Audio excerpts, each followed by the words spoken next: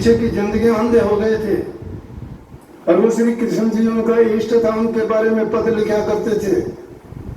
तो पद लिखते लिखते पहले लिखते थे तो उनमें तो उन्होंने लिखते थे सूर, नीचे के पद में अपना नाम सूर लिखते थे, लेकिन अंधे होने के बाद वो लिख नहीं पाए। परंतु क्या कहते हैं कि जो भी उन्होंने अंधा होने पर पद लिखे, उन पदों को श्री कृष्ण जी लिखते थे उनके लिए, और श्री कृष्ण जी प्रकट होकर लिखते थे। और वो किस तरह से उनके उन पदों में आज भी पहचान है, उनमें उन्होंने सूर श्याम लिख दिया। पहले के पदों में सूर था जो वो आंखों से देखते थे, और बाद के जो श्री कृष्ण जी ने लिखे उन्हें सूर श्याम लिखा है। तुलसीदास जी के साथ भी यही थी। तुलसीदास गोस्वामी तुलसीदास जी ने जब रामायण लिखी ना, तो रामायण लिखते वक्त रामायण के जितने पात्र थे, राम, लक्ष्मण, माता सीता, हनुमान जी, वो जंगल, वो वन, वो हिरण, वो मारीच, वो रावण, वो समुद्र, वो पहाड़, वो रास्ता, वो पुल बनाना, जब वो साक्षात अपने आंखों के सामने देखते जाते हैं, लिखते जाते हैं, साक्षात उनकी आंखों के सामने थे, उनकी आंखों के सामने। अतिशोक्ति नहीं है ये। जिस चीज में आदमी इतना रम जाता है वो उसी का रूप हो जाता है, उसके सिवाय दूसरी चीज देखता ही नहीं है। इसीलिए तो उन भक्तों के गीत और बात गाई जाती है जिन्होंने पत्थर में प्रकट कर लिया, मूर्तियों में प्रकट कर लिया, पानी में प्रकट कर लिया, डूबते हुए को बाहर निकाल के लेके आए, उनके लिए क्या क्या उन्होंने रख दिया, उनकी जगह जाके किसी की सेवा उन्होंने की, उनकी जगह जाके नौकर की तरह उनका काम किया। किसने कर दिया? परमात्मा एक नहीं है। इसलिए उनको अपनी एक बुलाने की बजाय अपने हृदय में बैठा लो ना। तो एक दिन कहते हैं सूरदास जी को घूमने के लिए बाहर भी ले जाया करते, बीज लोन करने जाते, जो टॉयलेट करने जाते, तो सूरदास जी को लेके जाते, उंगली पकड़ के बाहर ले जाते। जब वो वहां से फारिग होके आते, घर आके छोड़ के चले जाते, लेकिन बोलते नहीं कुछ भी। सूरदास जी ने एक दिन सोचा कि ऐसा कौन इतना परोपकारी है जो मेरी इतनी मदद करता है, मुझे लेके भी जाता है और वापस छोड़ के जाता है, बोलता तक नहीं है, बड़ा अच्छा इंसान। लेकिन एक दिन सोचते सोचते ख्याल आया कि हो न हो ये तो श्री कृष्ण जी हो सकते हैं। बोला कि आज देखूंगा। जब उसको एक दिन अगले दिन जब वो छोड़ के चलने लगे, हाथ छुड़ाने लगे, हाथ जोर से पकड़ लिया। अब परमात्मा का हाथ कौन पकड़ सकता है? पकड़ रखा था, जब पकड़ रखा था वो तो शक्ति है। उसने तो हाथ पकड़ने की कोशिश की, उसने हाथ को झटका देके चल दिया। बोला हाथ छुड़ा के जात और निर्मल जान मोए, दिल से मेरे निकलोगे जब जानूंगा तो। बोला कि हाथ छुड़ा के मुझे निर्बल और मुझे दुर्बल समझ के आप जा रहे हो, लेकिन मेरे हृदय से निकल के दिखा दे, फिर मान जाऊंगा। तो अपने हृदय में क्यों नहीं बिठा लेते? अपने हृदय के अंदर नहीं रखते हो, पाखंडवाद में ज्यादा विश्वास करते हो। जो प्रेम करता है वो अपने हृदय में रखता है, उसको दिखाने की, बताने की, करने की। अरे जिससे तुम प्रेम करते हो उसके गीत गाते फिरते हो क्या? उसका प्रचार करते हो, डोली पिटवाते हो क्या? गुप्त रखते हो उसको? तो नहीं बताता, कोई नहीं बताता किसी से। कौन बताएगा अपने प्रेमी की बातें? प्रेम नहीं है, पाखंड है। प्रेमा भक्ति नाम इसीलिए है इसका। और गुरु के साथ जो भक्ति की जाती है प्रेमा भक्ति होती है।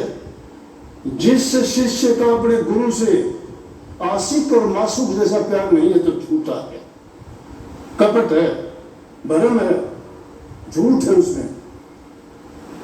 प्यार जिसने अपने गुरु से किया वो बता सकता है ये बात, जिसने अपने गुरु को जाना। नहीं तो गुरु नहीं, वो तो कलयुग धर्म निभाते हो तो निभाओ, ठीक है। गुरु से प्यार हो और गुरु के बारे में कुछ सोच ले, गुरु के बारे में कुछ सुन ले, ना, नहीं सोच सकते। इसका मतलब गुरु के बारे में उसके वही ख्याल है जो उसको दूसरा कहता है। उनके ख्याल में ख्याल मिलते हैं। अंग्रेजी में कहावत है, birds of a feather flock together. एक जैसे आदमी जो होते हैं वो एक जैसी बातों में रह के उन्हीं में वो वैसी बातें करते हैं। गुरुमुख और मनमुख कभी नहीं मिल सकते।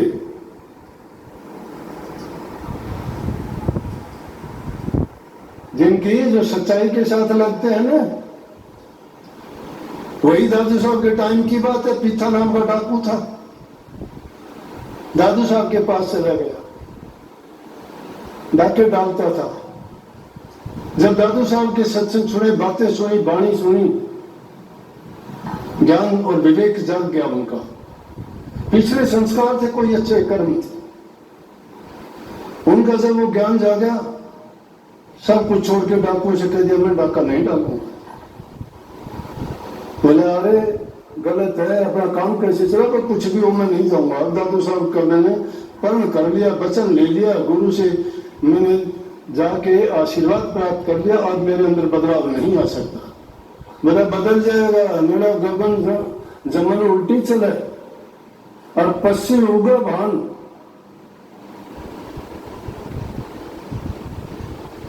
और पिता चोरी ना करे, गुरु दादू किया कि पिता चोरी नहीं करेगा।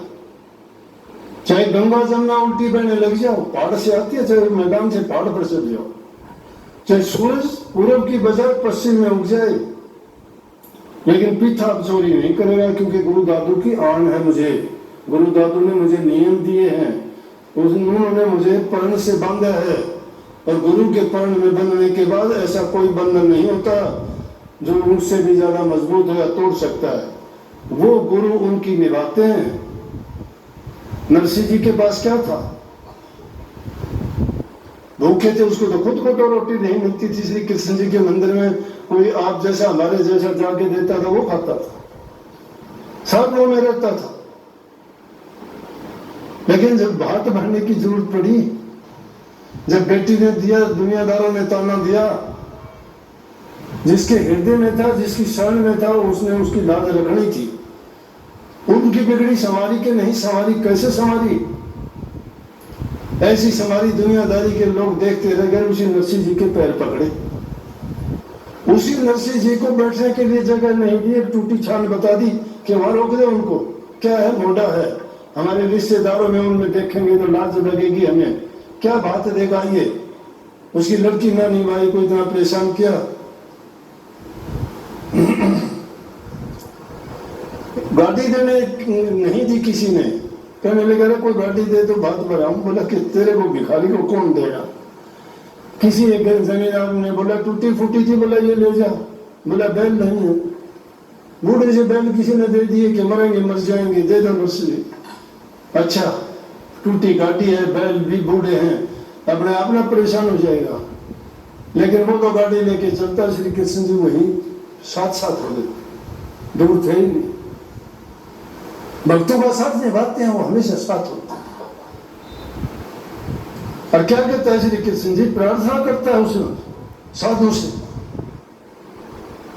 उसी नरसिंह जी से कहता है गाड़ी आड़े मन बिठा ले रे गाड़ी डाट भगत में हार लिया। क्या कह के उनको साथ लेने के लिए बोले अरे कहाँ बिठा लूं, पहले टूटी फूटी पड़ी, हम 4-5 साधु इसमें बैठे हैं, वो एक कभी कोई गिरता है, कभी कोई नीचे उतरता है, कोई धक्का लगाता है, ये नहीं चलती। बोला मैं भी आपके साथ चल लूंगा। क्यों कि उन्होंने उसको मदद करनी थी, उनकी बिगड़ी को संभालनी थी। लकड़ी वाली गाड़ी नहीं, जीवन की गाड़ी को संभालना था। मिनटों में उस गाड़ी को अंजार शहर में पहुंचाना था, और वहां जाके समय पर उनकी लाज बचाओ। चाहे कलयुग हो चाहे सतयुग हो, वो हमेशा सर्वशक्तिमान आपके साथ है। हमने अपने विचारों की गंदगी के कारण, हमारे पाप कर्मों के कारण, हमारे घटिया सोच के कारण उनको दूर कर दिया है। वो हमेशा थे, हैं और रहेंगे, उनके बिना है ही नहीं। सृष्टि उन्हीं से रची हुई है, वही सृष्टि है। रोम रोम में कण कण में बसने वाले हैं, और उनका रास्ता सत्संगों में मिलता दिखता और सुझाते हैं। लेकिन वो मूर्ख लोग हैं जो सब माया के चश्मे लगा के अंधे हुए बैठे हैं, जिनको ज्ञान नहीं, समझ नहीं, जिनका काम रात दिन निंदा करना, चुगली करना, बुराइयां करना, पाप कर्म करना, अपने मन को, अपने कर्मों को तो लगा दिया इन चीजों में, दुष्ट कर्मों में। और फिर वो भक्ति कहां से उनके पल्ले भक्ति आ जाएगी। पाखंडों में लगा दिया, लूट खसूट में लग गए, चाहे गुरु हो चाहे चेला। धर्म के नाम पर ठगाठगी शुरू कर दी लोगों ने, भोले जीवों को लूटना शुरू कर दिया। हर तरह से लूटते हैं, तन से भी लूटते हैं, मन से भी, उनको धन से भी। भोले जीवन बेचारे फंस जाते हैं। क्या क्या कह गए कि इन आडम्बरों ने, कभी तो झूठे आडम्बरों ने इनको डराया, अब ये नया पाखंड और चल गया। गुरु बन गए दुनिया भर के, पता ही नहीं गुरु का किस सर्टिफिकेट है किसी के पास तो गुरु है, जिसके पल्ले कुछ है ही नहीं, जिनका जीवन कुछ नहीं है, क्या किस चीज का गुरु है वो? गुरु बन के महाराज इसका गुरु था, हमारा गुरु चले गया, अब चौधरी से उठा दियो गुरु हो गया। गुरु चौधरी तो बन गए, गुरु सपने में बन गए। मेरा सपना में आया था, गुरु बोले तू गुरु बन गया है, तू गुरुवाई कराया था। अरे भोली बाई से अपन ये मान ले सारी बढ़िया ने, ठीक से बाबा मान लो, तो वो भी शायद है, तुम भी शायद ये कह रहे हैं सीधे। आइए अच्छी मीठी बात ना, बोला माई बाई मेरी माँ की जाई के ठग, ऐसी ऐसी बात माने इन सीधे बड़ो बड़ा ले, ये तो गुरु हो गए, ये चेले हो गए, कहां से पार लगेंगे भाई? और टूटी गाड़ी की कुकर पार लगा देंगे। इसलिए सच्चाई का रास्ता जो तुम्हें दिखाता है, अगर तुम्हें गलत बात बताता है उस गुरु को छोड़ने में देर ना करियो, नहीं डूब जाओगे। ओछे गुरु की संग को छोड़ने में देर नहीं करनी चाहिए, नहीं तो अकाज हो जाएगा। टाइम बड़ा बहुमूल्य है, टाइम की कदर करो, समय पर सारे काम करो, अच्छे और सच्चे बन के रहो, ऐसे पाखंडी गुरुओं से बच के रहो, उनसे अच्छे तुम्हारे घर में रहो। पूजा अपने माँ बाप की करो, अपनी सास ससुर की करो, सबसे बड़े देवता हैं। अगर पाप कर्म भी नहीं करोगे तो धोखा मत करना, भूखे नहीं मरोगे। सबका इंतजाम उसने किया है जिसने पैदा कर रखा है आपको। सच्चाई के रास्ते पे चलना सीखो, अपनी इच्छाओं को इतना ना बढ़ा लो कि जिसके कारण तुम नहीं देखते लोग धनों को धन जोड़ते हैं, लूट से, कसूट से, भ्रष्टाचार से, रिश्वतखोरी से, और फिर उनका हाल क्या होता है? गाड़ी की गाड़ी नोटों की भरते, बताओ आग लगाएंगे उसको। कहाँ गए वो नोट, कहाँ गए वो नोट? कोई नोट के चक्कर में, कोई संपत्ति के चक्कर में, कोई किसी चीज के चक्कर में किसी को मरवा देता है, कोई मार देता है, उनकी जिंदगी जेलों में कटा करती है। और नहीं वो गोलियों के निशाने बनते हैं, ना उनको कोठी काम आती, ना पैसे काम आते, ना धन काम आता। अरे शांति से अपना कमा के खाओगे, उसमें जो सुख मिलता है वो किसी चीज में नहीं है। हर